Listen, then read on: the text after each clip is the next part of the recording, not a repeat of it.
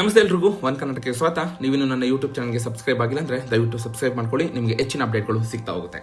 CJP ಸಭೆಗೆ ಅನುಮತಿ ಇಲ್ಲ, ಇದು ಪೊಲೀಸರ ನಿರ್ಧಾರ ಅಂತ ಸ್ವತಃ ಜಿ ಪರಮೇಶ್ವರ್ ಅವರು ತಿಳಿಸಿದ್ದಾರೆ. ಏನಿದು ನ್ಯೂಸ್ ನೋಡೋಣ ಬನ್ನಿ. ದೇಶದಾದ್ಯಂತ ಸಾಮಾಜಿಕ ಜಾಲತಾಣಗಳಲ್ಲಿ ಅತ್ಯಧಿಕ ಬೆಂಬಲಿಗರನ್ನ ಏನಾದರೂ ಪಡಿತಾ ಇದೆ ಒಂದು ಪಾರ್ಟಿ ಅಂದ್ರೆ ಅದು ಸಿಜೆಪಿ ಆಗಿದೆ. ಇವಾಗ ಈ ಪಕ್ಷಕ್ಕೆ ಇದೀಗ ಬೆಂಗಳೂರಿನಲ್ಲಿ ಹಿನ್ನಡೆ ಆಗಿದೆ. ನಾಳೆ ಭಾನುವಾರ ಅಂದ್ರೆ ಮೇ 24ರಂದು ನಗರದ ಟೌನ್ ಹಾಲ್ ಬಳಿ ನಡೆಯಬೇಕಿದ್ದ ಈ ಕಾಕ್ರೋಚ್ ಜನತಾ ಪಾರ್ಟಿ ಬಹಿರಂಗ ಸಭೆಗೆ ಪೊಲೀಸರು ಅನುಮತಿ ನಿರಾಕರಿಸಿದ್ದಾರೆ. ಸೊ ಗೃಹ ಸಚಿವ ಪರಮೇಶ್ವರ್ ಅವರು ಏನ್ ಹೇಳ್ತಾರೆ ಅಂದ್ರೆ, ಅನುಮತಿ ನೀಡೋದು ಬಿಡೋದು ಪೊಲೀಸರಿಗೆ ಬಿಟ್ಟಿದ್ದು. ಸೊ ಅವರು ನೀಡಿಲ್ಲ ಅಂದ್ರೆ ಅದಕ್ಕೆ ಒಂದು ಕಾರಣ ಇರುತ್ತೆ ಅಂತ ಕೂಡ ಅವರು ತಿಳಿಸಿದ್ದಾರೆ. ಇವತ್ತು ಅವರ ನಿವಾಸದ ಬಳಿ ಒಂದು ಸುದ್ದಿಗಾರರೊಂದಿಗೆ ಮಾತನಾಡ್ತಾರೆ. ಸಿಜೆಪಿ ಯಾವ ಉದ್ದೇಶಕ್ಕೆ ಸಭೆ ಮಾಡ್ತಿದ್ದಾರೆ, ಒಂದು ಸಮಾವೇಶ ಮಾಡಿದಾಗ ಯಾರೆಲ್ಲ ಬರ್ತಾರೆ ಅಂತ ಪೊಲೀಸರು ಅದನ್ನ ಪರಿಶೀಲನೆ ಮಾಡ್ತಾರೆ. ಬಳಿಕ ಅನುಮತಿ ಕೊಡೋದು ಬಿಡೋದು ಪೊಲೀಸರಿಗೆ ಬಿಟ್ಟ ವಿಚಾರ ಅಂತ ತಿಳಿಸ್ತಾರೆ. ಹಾಗೆ ಪೊಲೀಸರು ನಿರಾಕರಣೆ ಮಾಡಿದ್ದಾರೆ ಅಂದ್ರೆ ಅದರ ಹಿಂದೆ ಒಂದಷ್ಟು ವಿಷಯಗಳಿರುತ್ತೆ. ಪೊಲೀಸರ ಈ ಕೆಲಸ ಪೊಲೀಸರು ಮಾಡ್ತಾರೆ. ಪೊಲೀಸರು ಏನ್ ಮಾಡ್ಬೇಕು ಆ ಕೆಲಸನ ಪೊಲೀಸರು ಮಾಡ್ತಾರೆ. ರಾಜಕಾರಣಿಗಳು ಮಾಡೋ ಕೆಲಸನ ರಾಜಕಾರಣಿಗಳು ಮಾಡ್ತಾರೆ ಅಂತ ಪ್ರಶ್ನೆಗೆ ಉತ್ತರ ನೀಡ್ತಾರೆ. ಹಾಗೆ ಅವರು ಕೇಳ್ತಾರೆ, ಜೈಲಿನಲ್ಲಿ ನಟ ದರ್ಶನ್ ಆತ್ಮಹತ್ಯೆ ವದಂತಿ ಬಗ್ಗೆ ಏನ್ ಹೇಳ್ತೀರಾ ಅಂದ್ರೆ, ಅವರು ಒಂದು ಪೊಲೀಸ್ ಅಧಿಕಾರಿಗಳಿಗೆ ಮೌಖಿಕವಾಗಿ ಉತ್ತರ ಕೇಳಿದ್ದೆ. ಅವರು ಉತ್ತರಿಸಿದ್ದಾರೆ, ಆ ರೀತಿ ಯಾವುದೇ ಘಟನೆಗಳು ನಡೆದಿಲ್ಲ ಅಂತ ಸ್ಪಷ್ಟಪಡಿಸಿದ್ದಾರೆ. ಇದು ವದಂತಿ ಹೊರತು ಯಾವುದೇ ವಿಚಾರ ಇಲ್ಲ ಅಂತ ಅವರು ಹೇಳ್ತಾರೆ.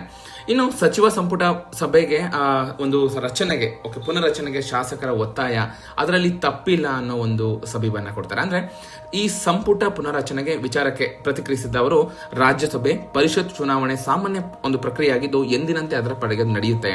ಅಭ್ಯರ್ಥಿಗಳ ಕುರಿತು ಪಕ್ಷದ ಅಧ್ಯಕ್ಷರು, ಹೈಕಮಾಂಡ್, ಮುಖ್ಯಮಂತ್ರಿಗಳು ನಿರ್ಧಾರ ಮಾಡ್ತಾರೆ ಅಂತ ತಿಳಿಸಿದ್ದಾರೆ. ಇನ್ನ ಈ ಸಚಿವ ಸಂಪುಟ ಪುನರ್ರಚನೆಗೆ ಶಾಸಕರು ಒತ್ತಾಯಿಸ್ತಾ ಇದ್ದಾರೆ, ಅದರಲ್ಲಿ ತಪ್ಪೇನಿಲ್ಲ. ಶಾಸಕರು ಆ ರೀತಿ ಕೇಳುವುದು ಸಹಜ.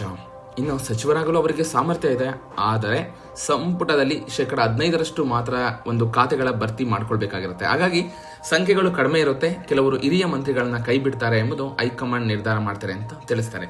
ಸೊ ಒಟ್ಟಾರೆ ಈ ಸಿಜೆಪಿ ಏನವರು ಒಂದು ಬಹಿರಂಗ ಸಭೆ ಮಾಡ್ಕೋಬೇಕು, ಅದಕ್ಕೆ ಪರ್ಮಿಷನ್ ಕೊಟ್ಟಿಲ್ಲ. ಸೊ ಹಾಗಾಗಿ ಹಿನ್ನಡೆ ಆಗಿದೆ. ಮತ್ತೆ ದರ್ಶನ್ ಆತ್ಮಹತ್ಯೆ ವದಂತಿ ಅದು ವದಂತಿ ಸುಳ್ಳು ಅಂತಾನೆ ಹೇಳಿದ್ದಾರೆ. ಇನ್ನು ಸಂಪುಟ ಸಭೆ ಪುನರ್ರಚನೆಗೆ ಶಾಸಕರ ಒತ್ತಾಯ ಇದೆ, ಅದರಲ್ಲಿ ಮುಂದುವರಿಯೋದು ಬಿಡೋದು ಹೈಕಮಾಂಡ್ಗೆ ಸೇರಿದ್ದು ಅಂತ ಹೇಳಿದ್ದಾರೆ. ಹಾಗೆ ಈ ಬಕ್ರೀದ್ ಒಂದು ಕುರ್ಬಾನಿಗೆ ರಕ್ಷಣೆ ಕೋರಿ ಒಕ್ಬೋರ್ಡ್ ಪತ್ರ ಬರೆದ ವಿಚಾರ, ದೊಡ್ಡ ಹಬ್ಬಗಳ ಸಂದರ್ಭದಲ್ಲಿ ಪೊಲೀಸರು ಎಂದಿನಂತೆ ಅವರು ಸಾಮಾನ್ಯವಾಗಿ ಎಚ್ಚರಿಕೆ ವಹಿಸ್ತಾರೆ. ಹೆಚ್ಚುವರಿ ಎಚ್ಚರಿಕೆ ಅಗತ್ಯವಾದಲ್ಲಿ ಅದನ್ನು ನಾವು ನೋಡ್ಕೊಳ್ತೀವಿ. ಒಕ್ಬೋರ್ಡ್ ಸದಸ್ಯರಿಗೆ ಹಬ್ಬದ ಕುರಿತು ಹೊಂದಿರುವ ಆತಂಕದ ಬಗ್ಗೆ ಮಾಹಿತಿ ಇಲ್ಲ. ಪತ್ರಕ್ಕೆ ಪೊಲೀಸರು ಸೂಕ್ತವಾಗಿ ಸ್ಪಂದಿಸ್ತಾರೆ ಅಂತ ತಿಳಿಸಿದ್ದಾರೆ. ಸೊ ಒಟ್ಟಾರೆ ಈ ಲಾಡ್ಲೆ ಮಶಾಕ್ ದರ್ಗಾ ಕೇಸ್ಗಳ ವಾಪಸ್ಗೆ ಬಿಜೆಪಿ ಮತ್ತು ಹಿಂದೂ ಪರ ಸಂಘಟನೆಗಳಿಂದ ವಿರೋಧಿಸುತ್ತೇವೆ. ಅದು ಅವರಿಗೆ ಬಿಟ್ಟ ವಿಚಾರ, ಎಲ್ಲರಿಗೂ ಸರಿಸಮಾನವಾಗಿ ನೋಡ್ಕೊಳ್ಬೇಕು ಅಂತ ಸಂವಿಧಾನದಲ್ಲಿದೆ.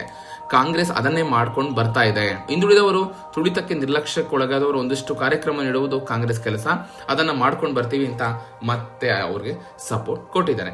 ಸೊ ಇದ್ರ ಬಗ್ಗೆ ನಿಮ್ಗೆ ಏನ್ ಅನ್ಸುತ್ತೆ? ಈ ಕೇಸ್ಗಳು ಏನೆಲ್ಲ ಒಂದು ಮುಸ್ಲಿಂಗಳ ಮೇಲೆ ಕೇಸ್ ಇತ್ತು ಅದನ್ನ ಕ್ಯಾನ್ಸಲ್ ಮಾಡ್ತಾ ಇದ್ದಾರೆ. ಸೊ ಇದ್ರ ಬಗ್ಗೆ ನಿಮ್ಗೆ ಏನ್ ಅನ್ಸುತ್ತೆ? ಅವರು ನಿಜವಾಗ್ಲೂ ಯಾವುದೇ ರೀತಿ ಒಂದು ಅಹಿತಘಟನೆ ನಡೆದಿಲ್ಲ, ಆ ತರ ನಾವು ನಡ್ಕೊಂಡಿಲ್ಲ ಅಂದ್ರೆ ಓಕೆ, ಕೇಸ್ ಕ್ಯಾನ್ಸಲ್ ಮಾಡ್ಲಿ. ಬಟ್ ನಡ್ಕೊಂಡು ಕೂಡ ಕ್ಯಾನ್ಸಲ್ ಮಾಡಿದ್ರೆ ಇದ್ರ ಬಗ್ಗೆ ನಿಮ್ಗೆ ಅನ್ಸುತ್ತೆ? ಕಮೆಂಟ್ ಮುಖಾಂತರ ತಿಳಿಸಿ. ಇದೇ ರೀತಿ ಒಂದು ಲೇಟೆಸ್ಟ್ ಅಪ್ಡೇಟ್ಗಾಗಿ ನನ್ನ ಯೂಟ್ಯೂಬ್ ಚಾನಲ್ ಸಬ್ಸ್ಕ್ರೈಬ್ ಮಾಡ್ಕೊಳ್ಳಿ. ಇದೇ ರೀತಿ ಸಪೋರ್ಟ್ ಮಾಡ್ತಾ ಇರಿ. ವಿಡಿಯೋ ನೋಡಿದ್ದಕ್ಕಾಗಿ ಧನ್ಯವಾದಗಳು.